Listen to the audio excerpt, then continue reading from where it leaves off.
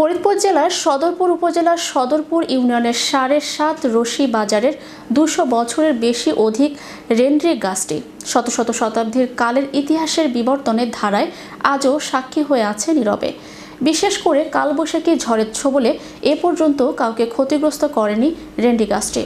তবে এই আঁকা বাঁকানো আজব রেন্ড্রি গাছটি দেখার জন্য দূর দূরান্ত থেকে আনাগোনা ভিড়ের কমতি নাই। তবে আটরশি উরস শরীফ এলে প্রতিদিন শত শত মানুষের ভিড় জমে রেন্ড্রি গাছটি দেখার জন্য।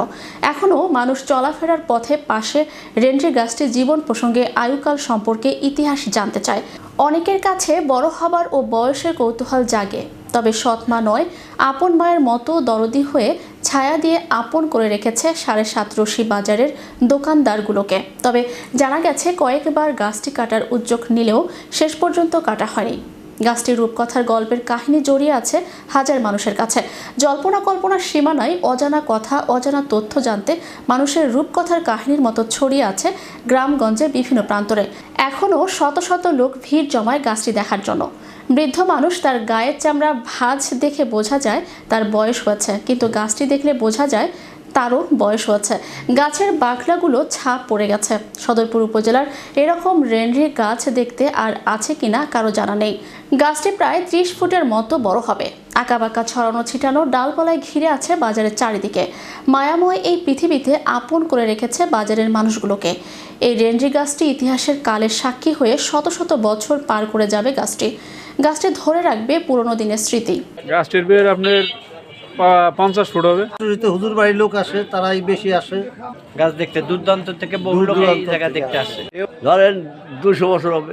200 বছর হবে। এই গাছটি আপনাদের কোনো ক্ষয়ক্ষতি করে কিনা? ঘরে ডাল ডুল ভাঙ্গা সালের উপর পড়ে যায়, কিছু কিছু ক্ষতি হয়। দূর দূরান্তে মানুষ এসে এখানে ছবি তুলে নেয়, এখন মাইপে নেয় এই গাছের গোড়াটা। গাছটার বের কত হতে পারে? গাছের বের অন্তত ধরেন আনুমানিক 50 ফুট হবে। 50 ফুট বের হবে গাছটি। আমরা এই গাছের বয়স অন্তত আমরা বাপসা ছাড়া এমন দেখে গেছে, আমরা এমন দেখতেছি। আমরা মনে করি আমাকে কিন্তু 10 পুরুষ এই গাছের বয়স। তাতে আমরা এই গাছের বয়স হবে 300 বছর উপরে।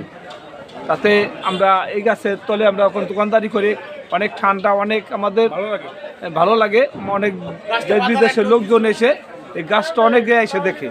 তবে এই গাছটা কেউ এত বড় একটা গাছ, তবে কারো ক্ষতি করে না।